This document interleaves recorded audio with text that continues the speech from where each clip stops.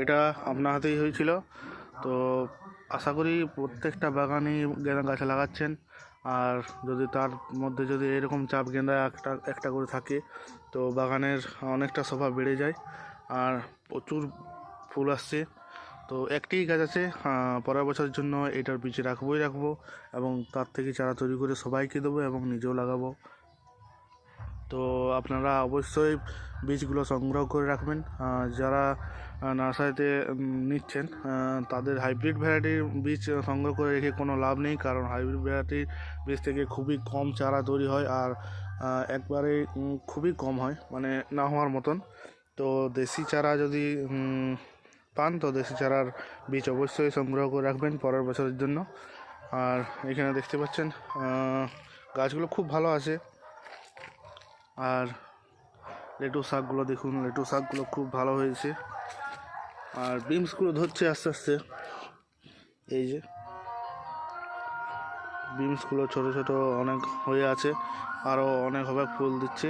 বেগুন গাছগুলোয় বেগুন অনেকটাই ধরে আছে, কারণ এটার মধ্যে খাবার অনেক প্রয়োগ করেছি, সেহেতু বেগুন এরপরে আস্তে আস্তে ধরতে শুরু করছে।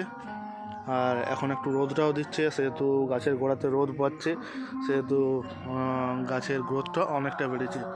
আপেল গাছটার খবর যদি বলি, আপেল গাছটা এখনও পর্যন্ত কোনো ফুল আসেনি, জামরুল গাছটা তো আসেনি, আর ব্রোকলিগুলোতে এখনও পর্যন্ত ব্রোকলি দেখা পাইনি। তো আস্তে আস্তে হয়ে যাবে, একটু টাইম লাগবে, যেহেতু রোদটা এখানে একটু কম পায় আর সূর্যের রোদ না পেলে একটু অসুবিধে আছে শীতকালে।